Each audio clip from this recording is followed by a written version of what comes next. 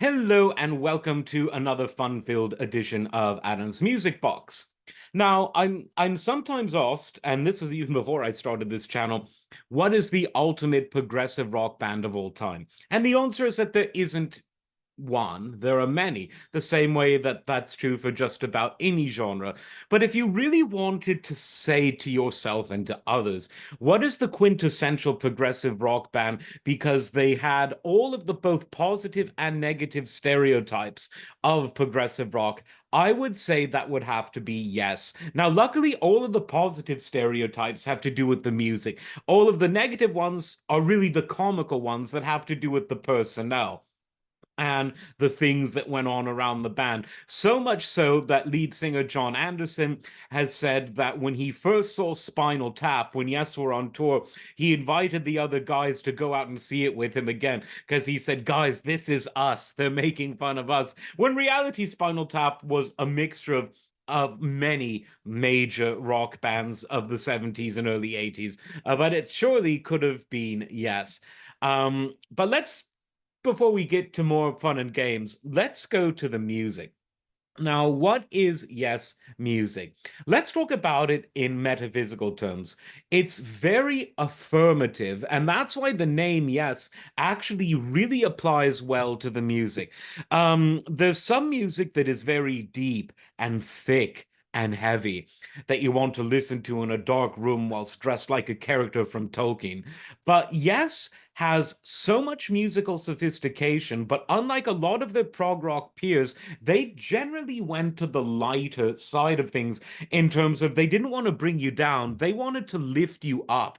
And a lot of that was due to John Anderson's influence on the band's arrangements, composition, lyrics, and overall presentation. You listen to Yes, and it almost feels like you've just sort of run a marathon, but in a good way, and then you're ready to party. And I think that's sometimes overlooked when people talk about the magic of Yes. Now, it goes without saying that of all of the mainstream prog bands, because prog was mainstream in the 70s, believe it or not, Yes probably was the one that was most focused on solos. The quintessential lineup, I would say, is the lineup that recorded Fragile and Close to the Edge. And this was the lineup of founding member Chris Squire on bass, founding member John Anderson on vocals, founding member Bill Bruford on the drums, with the addition of Steve Howe, who came in on the Yes album, and then Wakeman, who came in on Fragile and solidified this lineup. Now, the reason this lineup was great is that everyone could and did solo. John Anderson doing vocal solos, a cappella stuff, Rick Wakeman doing all kinds of keyboard solos, and he was one of the first keyboardists to appear with just loads of keyboards on stage. Now, this got more and more throughout the decade, not just with Rick, but with keyboardists in general. But Rick was one of the first to really appear with loads of keyboards stacked on top of another.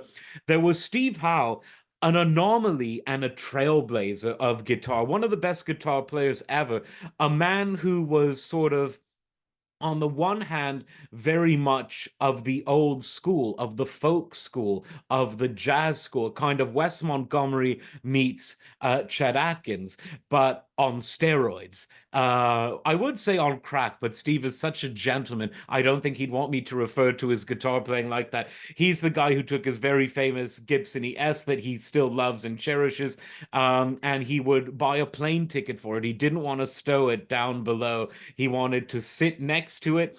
And they sometimes gave him trouble. So he would say, right, this is a ticket for me. And this is for my traveling companion, G. Ibsen. Sometimes it worked, sometimes it didn't. Bill Bruford, one of the best drummers of all time, of any genre, a man who isn't known for hitting it hard, but for hitting it in the right way. And really someone who, even when he was playing non-pitched percussion, he later on did play pitched percussion, but even on the non-pitched traditional drum set, he was able to play melody. No one certainly no one in the rock world had drums as beautifully melodious as Bill Bruford. Chris Squire, widely considered one of the best bass players ever, certainly the best to ever use a plectrum. And they just all came together with such interesting ideas that you would think if you were to if someone were to tell you on paper what Yes were able to come up with, they'd say this is ridiculous. It wouldn't work. But not only did it work, but they became wildly popular. The Yes album helped them break through with wonderful songs like Yours Is No Disgrace and Starship Trooper and I've Seen All Good People. Fragile, of course, had a lot of great songs, but Roundabout conquered FM radio. Which is unique for a song that as long and as complex as that. And then the following year, Close to the Edge with this lineup was considered something of a masterpiece.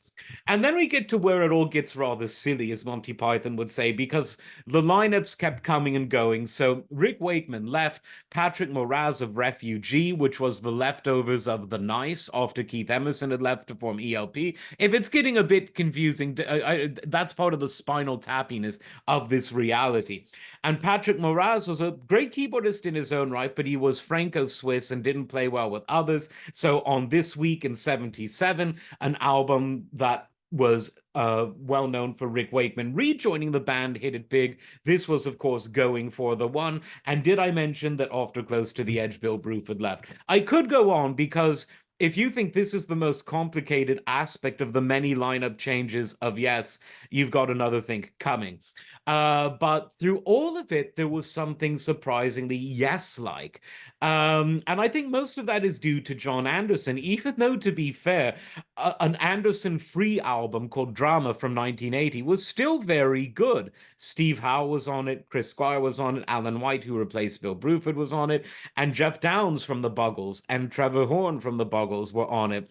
And Jeff Downes is now back in the band, but John Anderson's, again, very spinal tappy, but I think that one of the reasons Yes has endured as one of the prog rock bands that both prog purists and people who want the more accessible side of prog love is because it has all of the musical complexity progsters want and more. You could say that Yes, in many ways, along with ELP, probably put this musical complexity on the map insofar as telling the world, look, you can be ultra virtuosic, but you can still be popular. You can play football stadiums and travel America.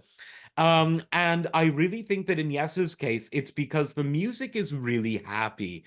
It puts a smile on your face. And John Anderson, if you've ever heard him interviewed, he's the most bubbly, happy guy you'd ever meet. I mean, he's clean and sober now. He was never into the hard stuff. He's a vegetarian and all of that.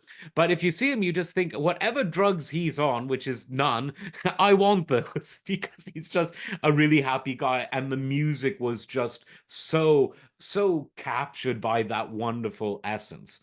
And Yes, really are a great band because of those reasons. And before I go, I want to say if you're new to this genre, I would first listen to the Yes album, get yourself acclimated, then listen to Close to the Edge, then go back, listen to Fragile, then listen to Relayer, and then go on from there in terms of albums through which you can be introduced to Yes.